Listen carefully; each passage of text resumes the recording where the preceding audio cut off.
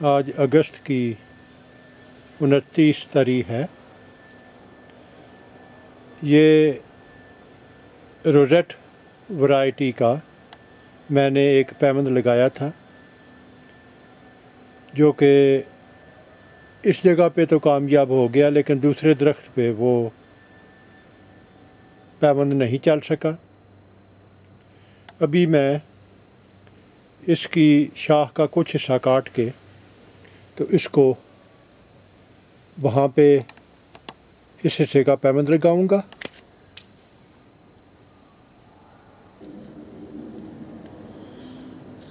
अब जब के मेरे पास सायान का ये साइज़ है, जो कि साइज़ के लिहाज से बहुत छोटा और नाजुक, तो अगर आपके पास इस साइज़ का सायान है तो आपके लिए वो चॉइस बहुत महदूद हो जाता है कि आप किस तरह का पैमंद लगाएं। तो उसके लिए यहाँ पे इस तने में एक गहरा कट लगाएं।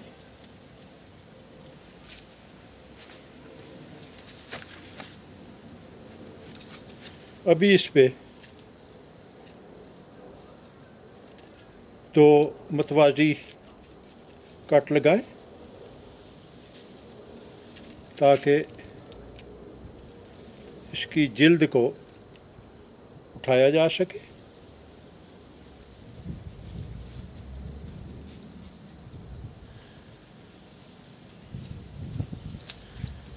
अभी ये दो कट मैंने लगा दिए हैं, तो ये टी कट जो आखिर में मैंने यहाँ लगाया है, इसके बाद आप एक और तकरीबन 45 डिग्री पे एक कट लगाएं।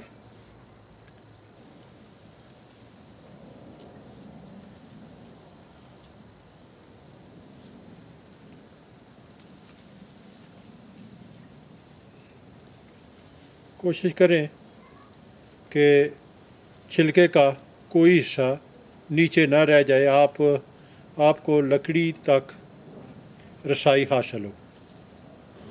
अगर छिलके का कोई हिस्सा रह गया है तो आप उसको एहतियात से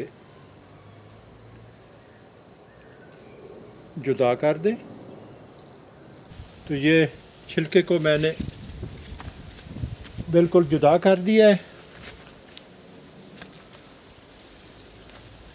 अभी आपने अपनी मतलूबा शाख पे एक लंबा कट लगाना है।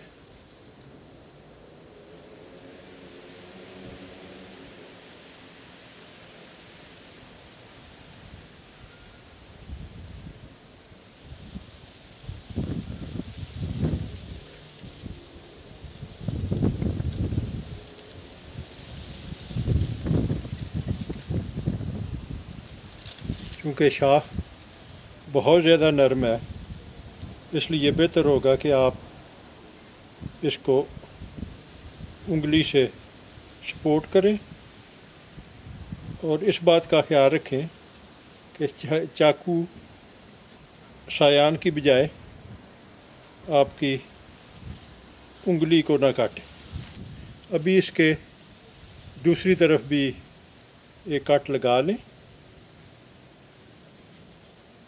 ताकि दोनों अतराफ से कैम्बियन तक रसाई हो।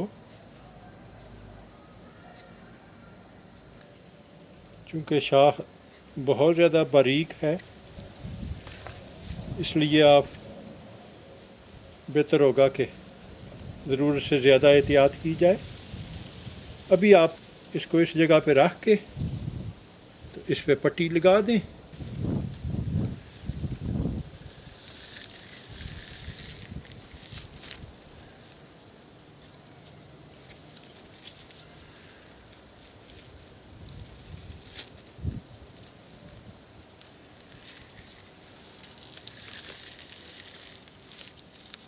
और इसको मैं अभी सील कर दूंगा।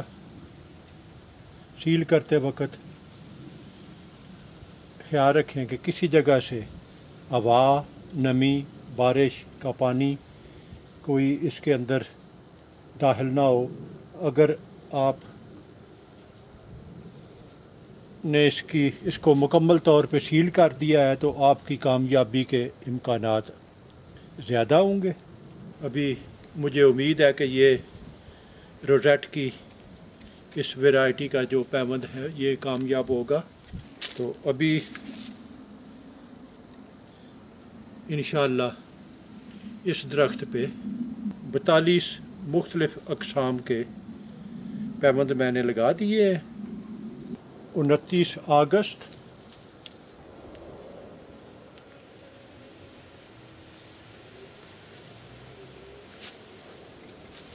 और ये